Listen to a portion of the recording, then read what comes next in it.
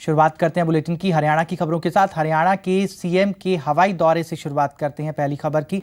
हरियाणा के मुख्यमंत्री मनोहर लाल ने हवाई सर्वेक्षण कर गुरुग्राम की स्थिति का जायजा लिया कल, और इसके बाद मुख्यमंत्री ने कहा कि गुरुग्राम के लिए बनाए गए मास्टर प्लान में भारी कमी है, जिसे जल्द से जल्द दूर करने की कोशिश की जाएगी। और आपको बता दें कि पिछले दिनों गुरुग्राम में लगे जाम ने हरियाणा के इस हाईटेक शहर की पोल खोलकर रख दी थी।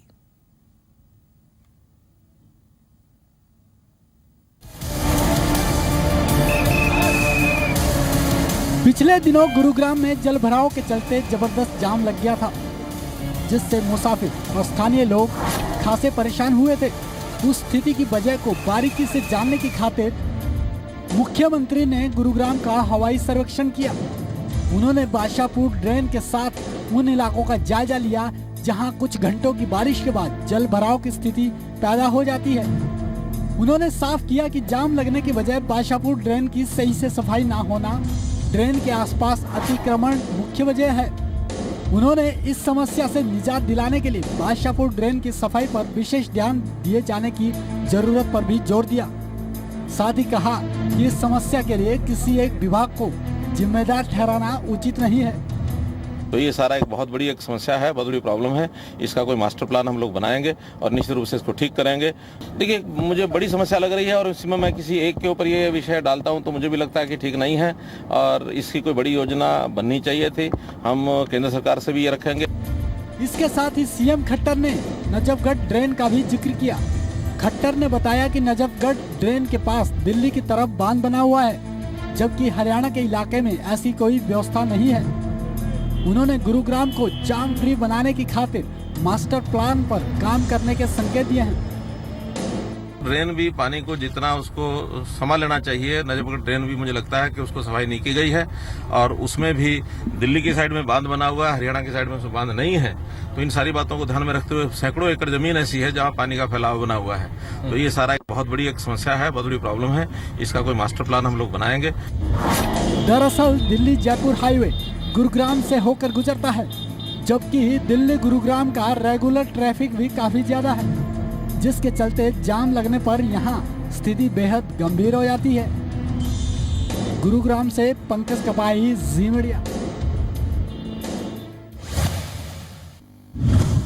और गुरुग्राम में जो जाम लगा हर कोई उससे वाकिफ है, लेकिन सवाल यह कि भविष्य में इस तरह की भयंकर जाम से निपटने के लिए सरकार क्या कदम उठाती है। फिलहाल आगे बढ़ते हैं। हरियाणा के मुख्यमंत्री मनोहर लाल के मुताबिक इन्वेस्टर मीट में जो एमओयू साइन हुए थे उनमें से 100 एमओयू पर काम शुरू हो चुका है। सीएम का दावा है कि 1.5 साल के भीतर सूबे में 70,000 करोड़ का निवेश और 1.25 लाख बेरोजगारों को काम मुहैया करवाया जाएगा। हरियाणा में निवेश बढ़ाने के मकसद को लेकर राज्य सरकार शुरू से ही गंभीर नजर आई है। इस बाबत अलग अलग प्लेटफॉर्म पर सरकार कोशिश करती भी रही है। इस बीच सरकार ने एक बार फिर से उद्योगपतियों से उनकी मुश्किलें जानने की कोशिश की, जिसके संबंध में मुख्यमंत्री खट्टर ने दिल्ली में उद्योगपतियों के साथ मुलाकात की। इस दौरान मुख्यमंत्री खट्टर ने बताया कि अब तक 70,000 करोड़ का निवेश हो चुका है, जबकि सूबे में 1,20,000 नौकरियां दी गई हैं। लगभग 70,000 करोड़ रुपए का इन्वेस्टमेंट और 1,20,000 लोगों का एम्प्लॉयमेंट, ये इस समय तक इस 1.5 वर्ष में हो चुका है। मार्च में हुई हैपनिंग हरियाणा इन्वेस्टर मीट के दौरान सरकार के साथ कई कंपनियों ने एमओयू साइन किए थे, जिसका जिक्र करते हुए मुख्यमंत्री ने दावा किया है कि लगभग 100 एमओयू पर काम शुरू हो चुका है और सभी जरूरी सुविधाएं उद्योगपतियों को दे दी गई हैं। 100 से ऊपर जो एमओयूज हैं उनको एक प्रैक्टिकल शेप दे करके और सब लोगों ने अपनी जमीनें ले ली हैं, उनको जो क्लियरेंसेस हैं उनको मिल चुकी हैं और जो सिस्टम्स हमारे काम करने लगे हैं। तो भी कुछ इंडस्ट्रीज के साथ मिल करके हम एक इंटरेक्शन उनके साथ करें कि किस प्रकार की कोई कठिनाई अभी भी कोई बाकी है। एक फॉलोअप के नाते से आज की एक मीटिंग थी और उस फॉलोअप के नाते से आज हमको संतोष है कि बहुत सी बातों के ऊपर उन्होंने अपना संतोष व्यक्त किया। फिर भी जो और सुझाव आए हैं उनके ऊपर हम काम करेंगे। मुख्यमंत्री ने उद्योगपतियों को भरोसा दिया है कि उनके सुझाव पर गौर किया जाएगा और उनकी छोटी मोटी शिकायतों को भी दूर कर दिया जाएगा। हरियाणा भवन में हुई इस बैठक में उद्योगपतियों ने वैट से जुड़ी समस्या को भी सीएम के समक्ष रखा। दिल्ली से पंकज कपाही, जी मीडिया। कांग्रेस छोड़ने का ऐलान कर चुके कैप्टन अजय यादव फिलहाल कांग्रेस में ही बने रहेंगे। जी हां, उन्होंने हाथ का साथ नहीं छोड़ा है और कल उन्होंने दिल्ली में कांग्रेस के उपाध्यक्ष राहुल गांधी से मुलाकात की थी, जिसके बाद उनके तेवर नर्म पड़ गए। हालांकि उन्होंने भूपेंद्र सिंह हुड्डा पर कुछ भी बोलने से इनकार कर दिया।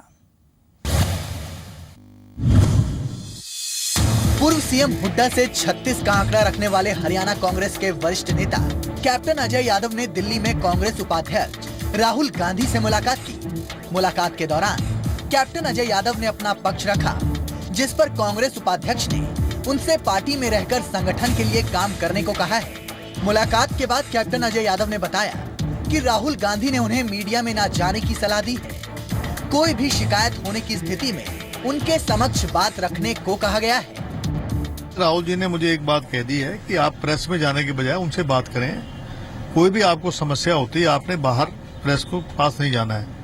तो मैं समझता हूं जो भी उन्होंने आज बात कही है उससे मैं सेटिस्फाइड हूं। मुलाकात के बाद कैप्टन अजय यादव ने पूर्व सीएम हुड्डा के बारे में कुछ भी कहने से परहेज किया।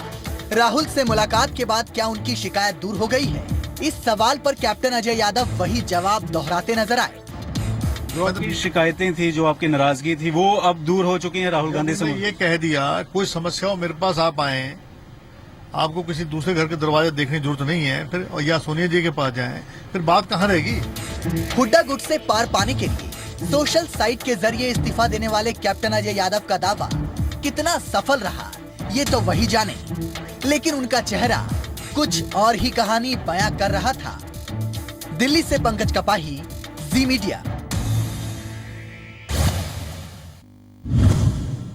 डॉक्टर सुभाष चंद्रा की राज्यसभा में शपथ ग्रहण समारोह में शामिल होने के लिए आज हिसार की 5 बेटियां दिल्ली पहुंचेंगी। कल हिसार की इन 5 बेटियों का चयन एसएमएस प्रतियोगिता के जरिए हुआ था। डॉक्टर सुभाष चंद्रा 3 अगस्त को राज्यसभा की सदस्यता ग्रहण करेंगे और उसी शपथ ग्रहण कार्यक्रम में शामिल होने के लिए लड़कियां दिल्ली पहुंची हैं।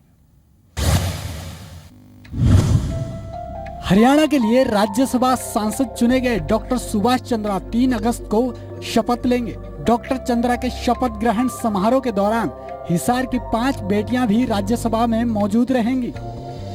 इन 5 बेटियों को हिसार में डॉक्टर सुभाष चंद्रा की बहन ने सम्मानित किया।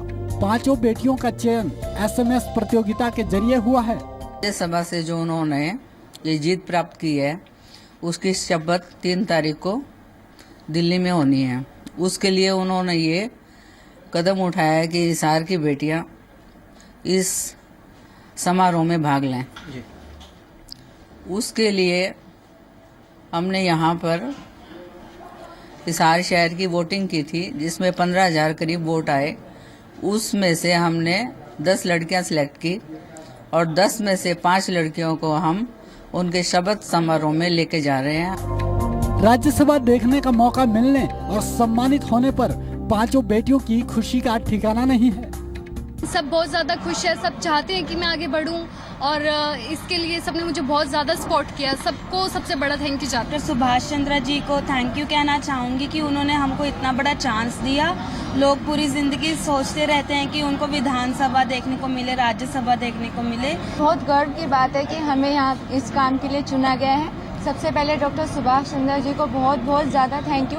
और मैं डॉक्टर सुभाष चंद्रा को बहुत बहुत थैंक यू कहना चाहती हूँ कि उन्होंने लड़कियों को ये प्लेटफॉर्म दिया ताकि वो अपने पाँव पर खड़ी हो सके और उनके साथ जा सके। 5 बेटियों के अभिभावक और हिसार के गणमान्य लोगों ने राज्यसभा सांसद डॉक्टर चंद्रा की इस पहल का स्वागत किया है। हरियाणा के सीएम हैं चौधरी मनोहर लाल जी खट्टर।